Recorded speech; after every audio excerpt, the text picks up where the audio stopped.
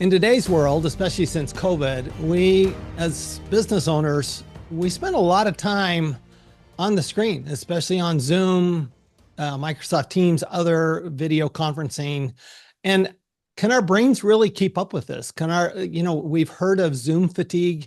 Is it real? Is there some better way to actually interact with each other and still get the efficiency that video conferencing has?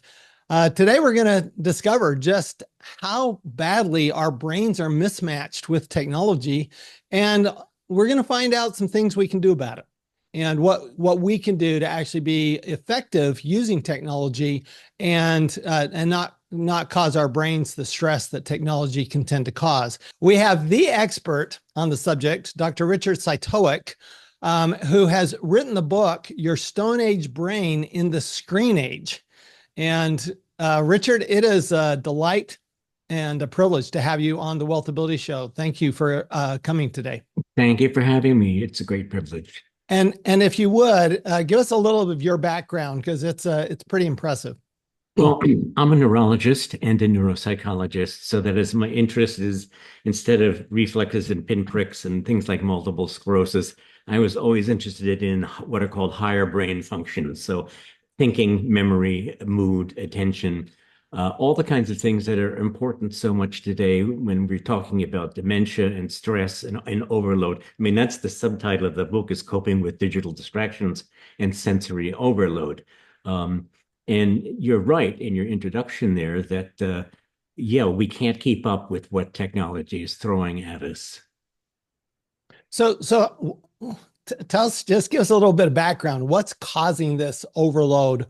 Why are we, you say our Stone Age brain. I should to your editors, I should have added just, but I am a professor of neurology at George Washington University. I'll say that once more. I'm a professor of neurology at George Washington University. I don't ask me why I'm say that three times fast. I am a professor of neurology at George Washington University, and I mentor groups of medical students in a course that's called The Practice of Medicine, which is about the art of medicine. They learn the technique from somebody else, but then how to be a doctor, how to be professional, how to have the one-on-one interaction with patients. GW is known for having what's called patient-centered medicine. So the patient is the absolute important thing. And this gets to the heart of screens, is that here I'm trying to teach these young adults how to engage with people, and yet they're distracted by their screen, by their phones, their iPads. I tell them, don't take notes with your iPad, write them by hand. Why? Because you will remember things better if you take your notes by your own hand. And when you're on your iPad, what you end up doing is transcribing the lecture rather than listening to it and having it go in this ear and get developed and come out in your writing hand. Three fingers may be doing the writing. So why is that? I mean, that's fascinating. And I actually share a story on that with you, but why is that it's different when we're writing than when we're typing? Because the circuits that we're using are different. So when three fingers may be doing the writing, but the entire brain is involved, and there is a very strong connection between the brain and the hand. I mean, this is why people's signatures are unique.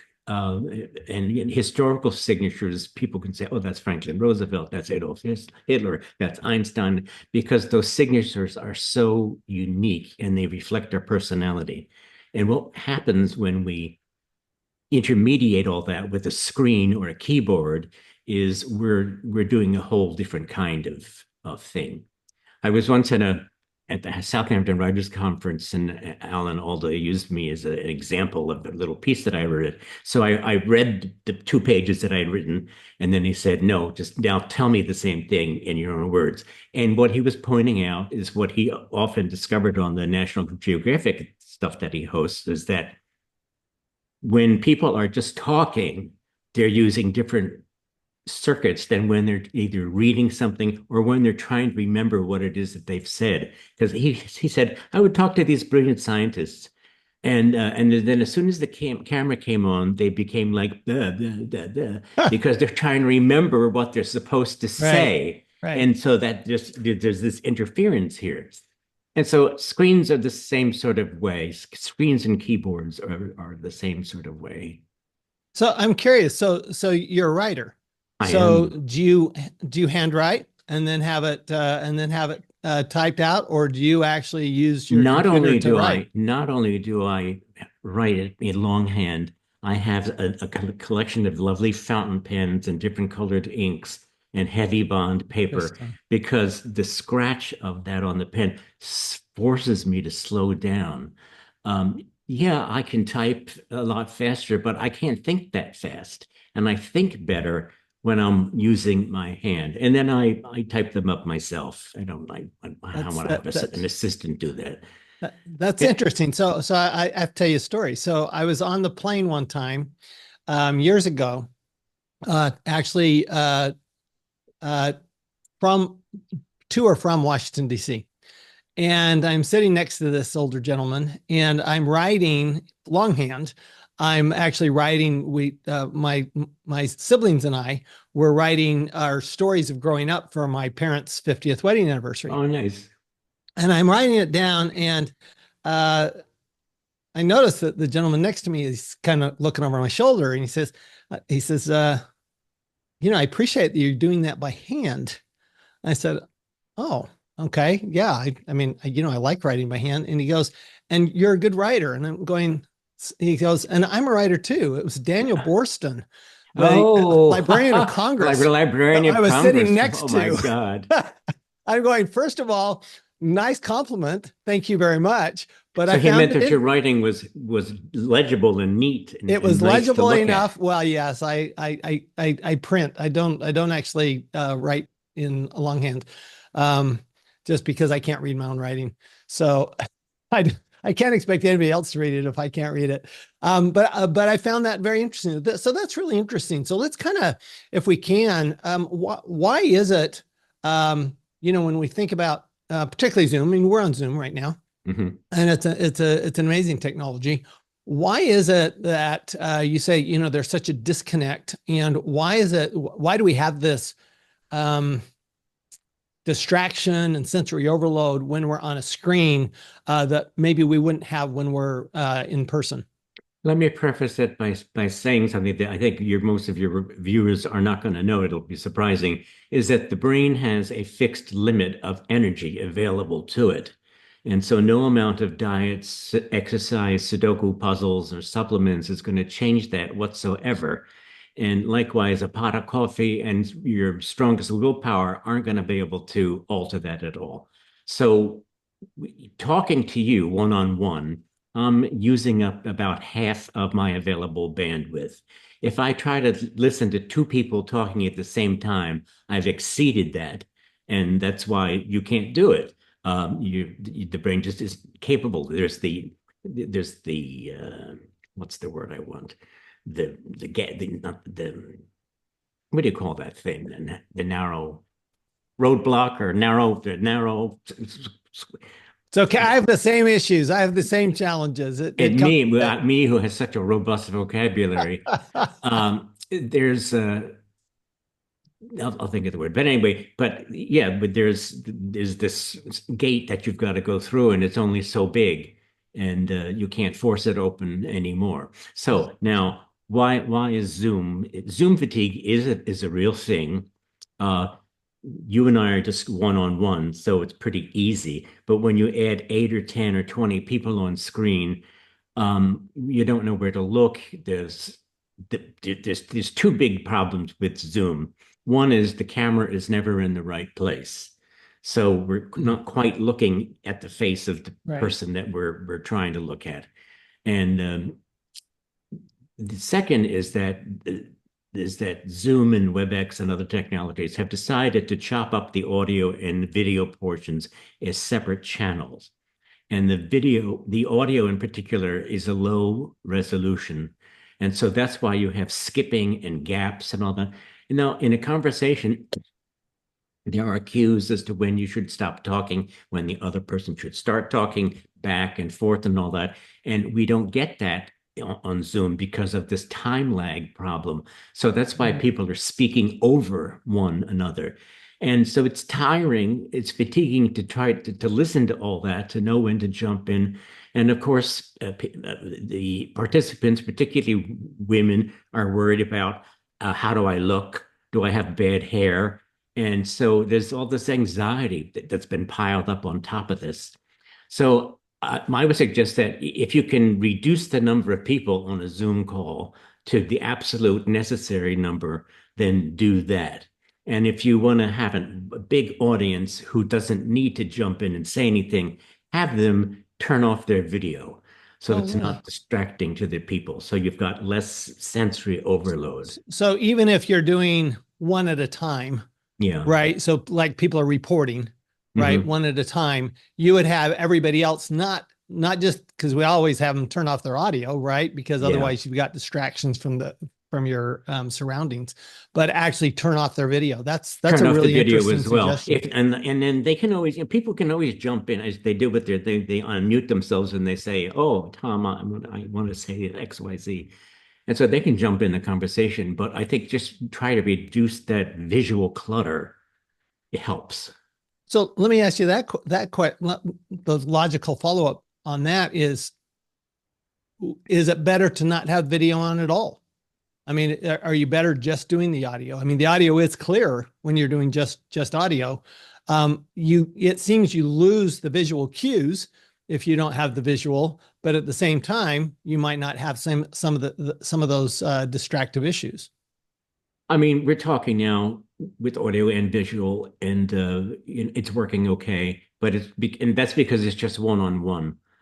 So other than us sitting and having a cup of coffee or being on a bench under a tree, which would be the ideal situation, this is the next best thing. And so, I say with this, I'm not a Luddite. I mean, these devices, they're absolutely fantastic. They're better than Star Trek, and thousands of times better than the Apollo computers. Uh, but they're also an addictive uh, source. And so we have to learn how to live with it. I can't just throw this out the window because I depend on it for too many things and all that. So how am I going to live with the technology rather than have it overwhelm me? Right. So basically, you have an addictive substance that you have to live with. It's like the difference between, okay, if you're an alcoholic, you can actually never drink alcohol. But if you're addicted to food, you can't never eat food. True, and if you're So not your if you're an phone is alcoholic, you can have alcohol in the house and not drink it. So that's sort of an analogy of you can have these screens around, but you don't have to succumb to them. You need to quote Nancy Reagan, just say no. Say no to the screen. Give yourself breaks. The best thing you could do is go outside for a walk. Be someplace where there's green, a bush, a tree, just or a plant. Look at your plant. I go out in my garden. I love my garden. And every month there's something new coming up. It's the succession from spring until fall. And that is really restorative. People know that nature is restorative. A walk on the beach, a walk in the woods, and it doesn't need to be a hike. You can just go out and be under a tree for a few minutes or walk around the block. Some of the greatest writers were walkers. Nietzsche was one. He says, all great thoughts are born by walking. Virginia Woolf was a famous walker. She said all of these ideas came out like bubbles blowing from a tree pipe. What blew the bubbles? I have no idea.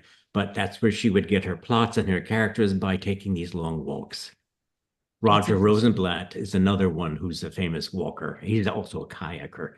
So No, so it's interesting because I find I do that. I'll go out to the mailbox. I'll go out do a chore outside, do something like that in between because I do need that. And I don't know if it's just the oxygen or the space, but certainly my brain needs a break. Because I'm like most entrepreneurs, I'm on screen just about all day. It's the same thing for writers. I'm on the screen all the time, when I'm not working with my fountain pen. Um, yeah, the most important part thing is the fact that you are taking a break.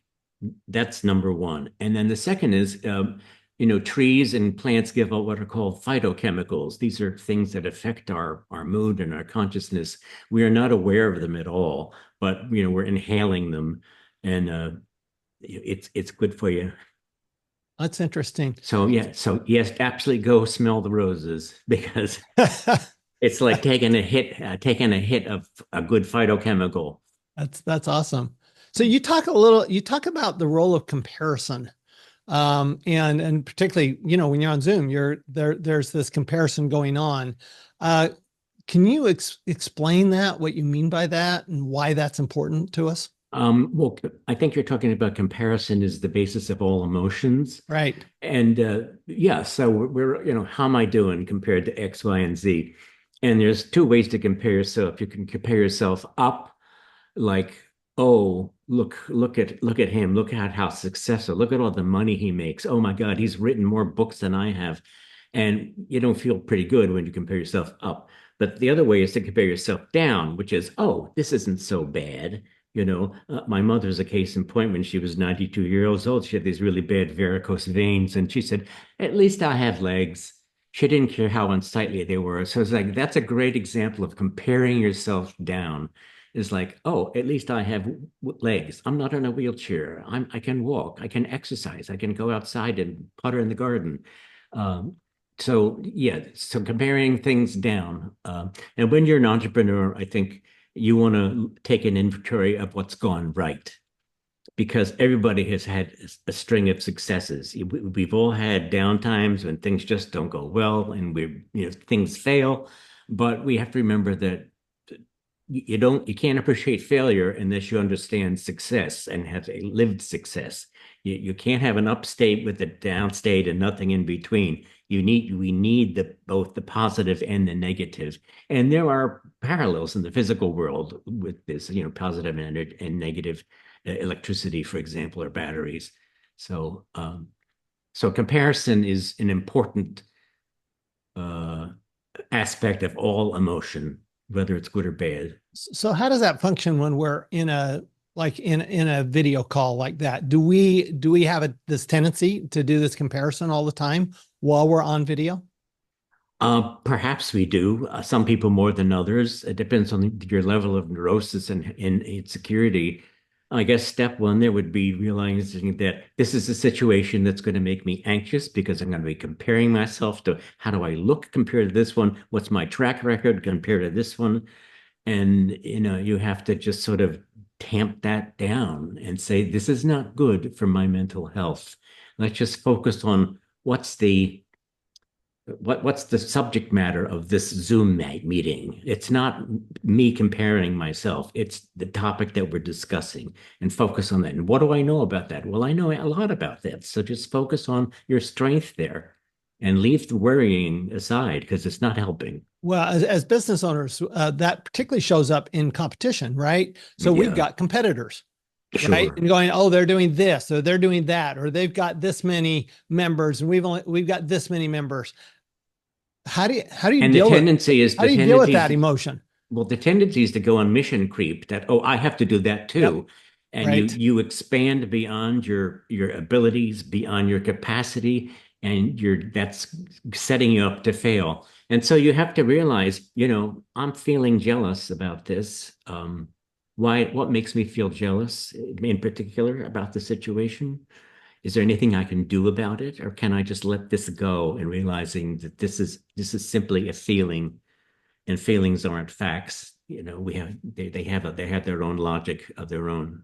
On the other hand, sometimes that's motivating, right? Say, It is motivating to say, "Oh, look, this one has this is my eighth book. Oh, David Eagleman just wrote another book. Damn it, I've got to get on the burner here and start another one, work on another one," which I am actually, but it's yeah. So that, it can be uh, motivating, or it can be paralyzing. And it's up to you to decide how you're going to respond to this. Interesting.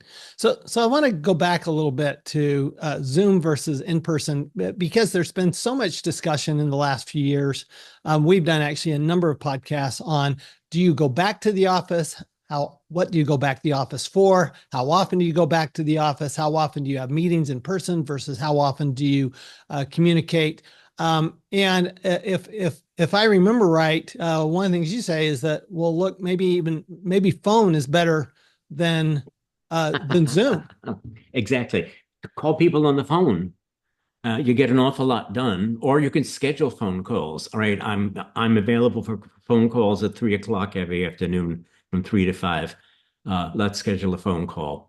And So you prefer phone to the video. Can you kind of walk us through that, why you prefer the phone to the video and kind of what that impact is? Because one of my questions as I think about that, okay, but I don't get visual cues on the yes, phone. but our imagination is at work when we're on a phone call. So we're imagining either the other person or the subject that we're talking about, something from our own past and all that. We can walk around while we're on the phone, which is also great for your imagination and letting your ideas. So the channel of communication is bigger there. In person, we're getting all sorts of cues in person, which we're not even conscious of. And it's so easy to read other people. I mean, babies learn how to read other people long before they learn how to speak. So we're very good at this. And the video thing really cuts a lot of that out. And so it's sort of unfortunate that's the way that most people communicate with Zoom, and I suggest that we try turning off the video or just making a phone call. And if you can, schedule phone calls so that you know when you're going to call somebody or when they're going to call you, and clump them at the beginning or the end of the day so you're not distracted. So, Now, when you're in the office, you're getting all these cues from other people. But there's also a downside because it's easy to be interrupted. People will walk into your cube, particularly if you're in a cubicle situation. You're constantly interrupted by things. And once you're interrupted, it takes about anywhere between 11 and 23 minutes to get back on task. So in terms of productivity, being in the office may not be the best thing. But in terms of socializing with your coworkers, it absolutely can't be beat. So maybe there's days when you go in and you're interacting as teams.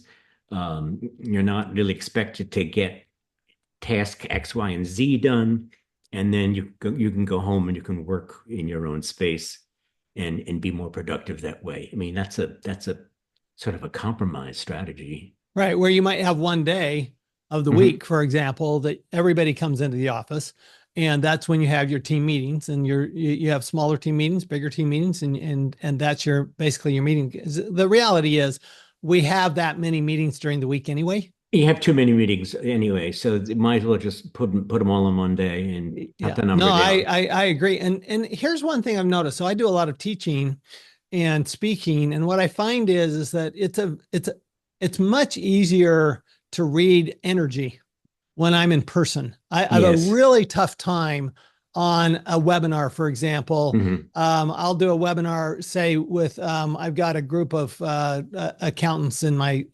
CPA franchise, and it's I don't get the same energy as if I have them in a room with Mm. me. And I really can't read their energy nearly as well. I can read their facial expressions. I can do that, but the energy is different. You're losing so much body language Yep. because of the video. So that's interesting. So those are all interesting ideas. So uh, let's kind of move on to AI, because AI, I think, is just a fascinating aspect of this, because it's like you're putting it on steroids, right? I mean, you are supercharging all of this distraction, everything else you're doing on AI. How do you think we're going to, our brains, which are, they evolved over hundreds of thousands, at least, of years. And how do you think that they're going to deal with the advent of AI and how AI is so much faster than our brains? Well, it depends on again, it's just a tool. So it depends on how you're going to use the tool. AI has been around for quite a long time, actually, in medicine and in pharmacology, for example. Most people don't know that. And Watson, IBM's Watson, which is now what, 20 years old, it has been active in this, and their new True North computer chip, which is just it's a neuromorphic computing. It's fantastic. Um, so it depends on what you're using AI for. I mean, I actually subscribe to Chat GPT and I have it do things for me like and I have to praise Joanna Stern from the Wall Street Journal, who wrote about you have to learn how to give it prompts and you Yes. treat it like a person. So she said, you just written a book called Your Stone Age Brain in the Screen Age. Uh, Suggest two or three op-eds, less than 1,500 words, that focus on this point, that point, and the other. Write it in the style of, I don't know, Forbes or the Wall Street Journal, the Washington Post, and see what it comes up with. And it's one, yes, it's fast. It takes seconds to do. uh, and then you can rise and say, suggest some images to go with this. And of course, I look at it, and two things happen. One, it may have thought of things that I hadn't thought of, so that's useful. Yep. Okay. And then the second is I have to edit it to make it sound like me because it's not going to sound like me at all. Even if I say Right. make it sound like Richard D. Cytowic, it can't do that. So I still need my pen to do the revisions. So then do you do those revisions by hand? Yeah, I print things out, with enough space for me to, cross out and insert and all that. Yeah, Interesting. it's my old editor's, what's it called? The copy editing marks. Right. Yeah, Yep. Yep. Yep. I know them well. I know them well.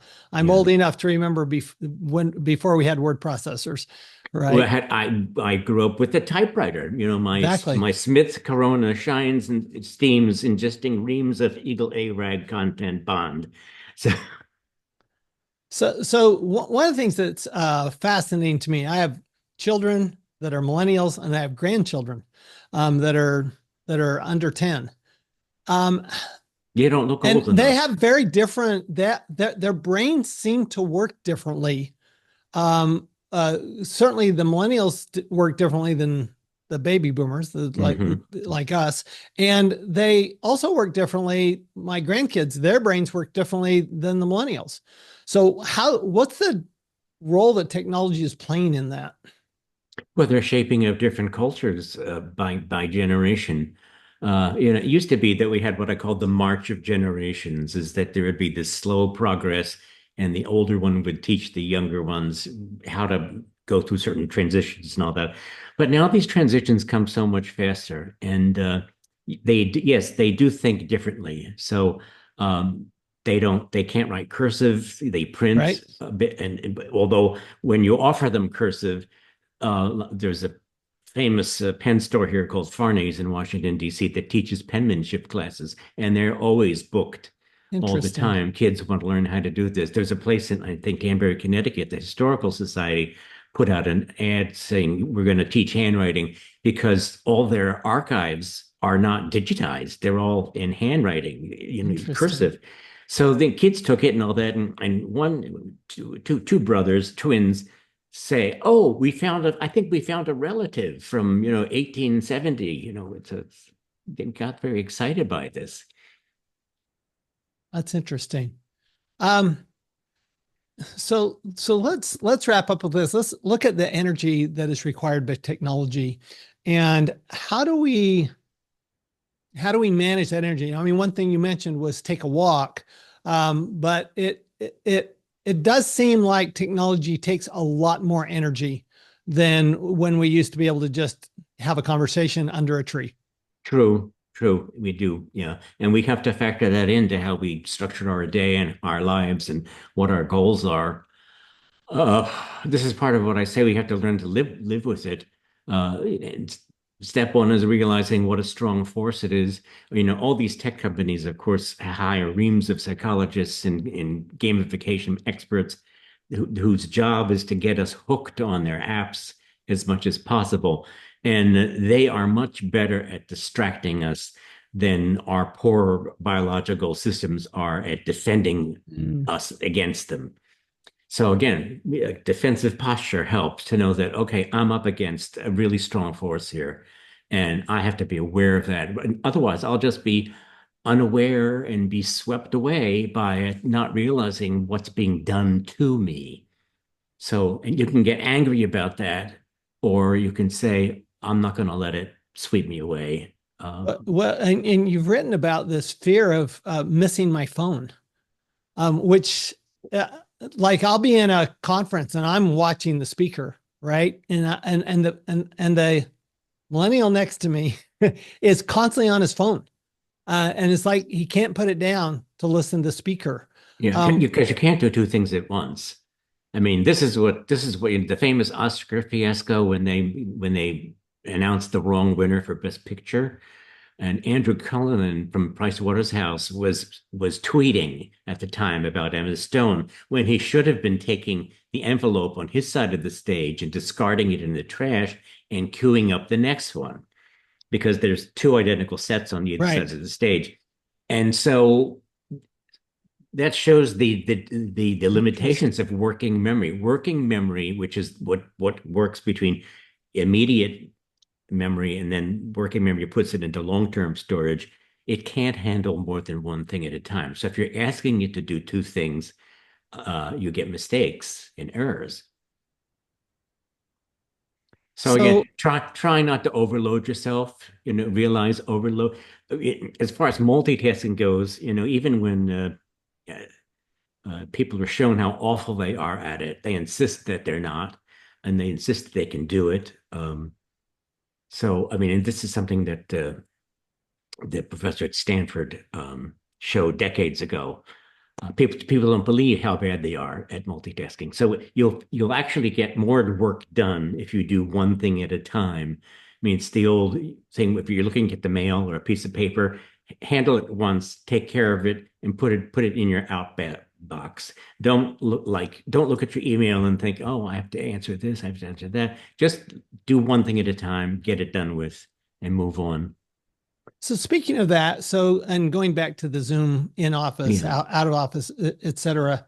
So I've long made the argument for myself that if I spend an hour a day exercising, I'm so much more productive. I don't actually lose the hour.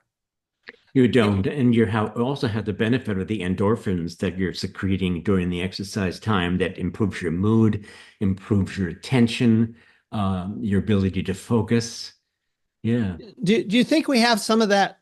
Do you think some of that applies to being in person versus being on the screen? So my comparison would be it takes me a half an hour to commute to the office or hmm 45 minutes commute to the office. Do I make up for it because of the additional effectiveness, particularly when it's meeting with people, right? Do I make up for that time because I'm so much more effective? I can't answer that because I don't think there's any great research about it. I mean, it makes sense, I think. So you have to gauge and say, I am most productive when I'm doing X, and then put yourself in that place as much as you can. And are different, and different people are different that way. So, for example, I've got people on my staff, my team goes, absolutely do not want to be coming into the office. Mm. Absolutely. They're they're productive. They're very productive people. So, you don't want to force them to come in the office. On the other hand, you Are do they have to have losing those out on, meetings. are they losing out on not being interacting That's with the other question. people? So, and I can't answer that for them. You have to answer that by observing them, and they have to answer it for themselves. It's not a either or. There's a balance between this. and you have to learn how to balance these things. Interesting. You can't just take a win and say, I don't need to worry about that. Well, you need to worry about both things. And the question is, to what degree will you worry about each of them? So in the educational world, a lot more education is being delivered online. And yet even my millennial son says that he would rather have education in person Hmm. than online. Do you think that because of our um, kind of our Stone Age brains, as you like to say, because our brains are Stone Age, that it's always going to be better to be in person if we can? It's always going to be better in person. I want to sing the praises of a book called Screen Schooled by two teachers in Fairfax, Virginia. Their colleagues hate them because they argue that, all this online education by Pearson it doesn't work. And yet the school has a technology specialist who earns much more than a teacher does, whose job is to make them use more and more technology Interesting. in their classroom. And they said, what doesn't require booting up or loading is a chalk and eraser. You know, That's true. For me, it's a whiteboard. yeah, Um, and they teach social science and economics and stuff like that. But so I recommend that book, Screen Schooled. If you have kids in school age, I in love it. secondary school, I highly recommend it. I love it. So one of the things that I found is I hate PowerPoint. Um, Yes, because in part it's a screen. I'm looking at a I'll tell screen. you why I hate PowerPoint is Yes. because I never use templates because they're ridiculous. Is that I use PowerPoint because I know what I want to say. So I start with a blank screen and I have a little narrow rainbow line as part of my logo here and maybe a title. And then what do I want to say? Okay, then I'll just put 2 or 3 points on the screen.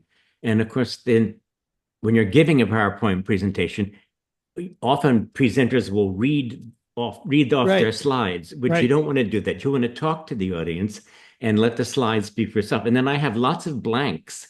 So when I want to force so when I want them to look at the slide, and here's like 3 points that we need to make, then it goes to a black screen because I want them to look at me. I'm speaking with you, to you. So I use PowerPoint that way to force people's attention Interesting. back and forth. But if you don't know what you want to say, if you go into this hopeless, you start looking at templates and all sorts of stuff, and you end up with a slide that's like full of Oh, garbage and awful. It's fonts and it's awful. shapes and all that. I would tell you, I'm very old school. I still use a flip chart.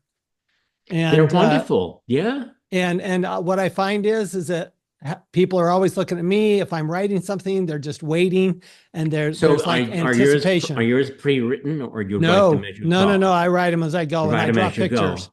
Yeah, and I use yeah, colors. absolutely. Way to go.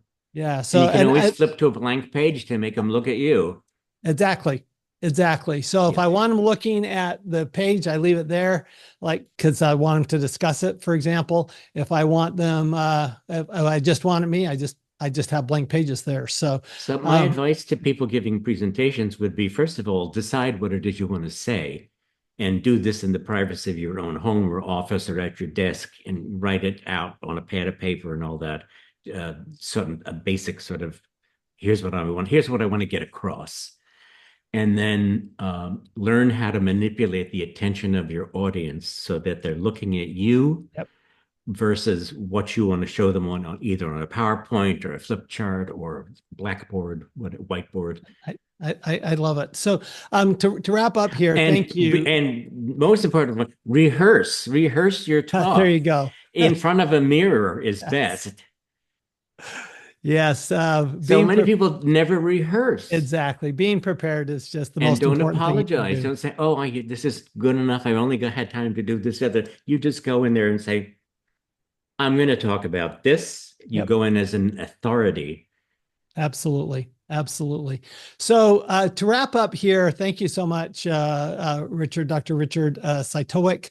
Um, give us just two or three steps. The first two or three steps you would encourage people to do to deal with this digital distraction and sensory overload? Go to bed would be number one. Is that when you are well rested, you will function much better.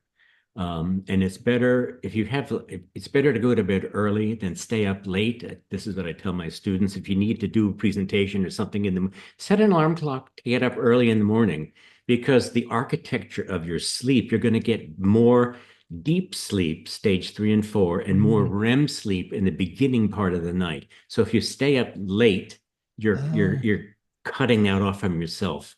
So you're undercutting yourself. So go to bed. The next would be take a walk.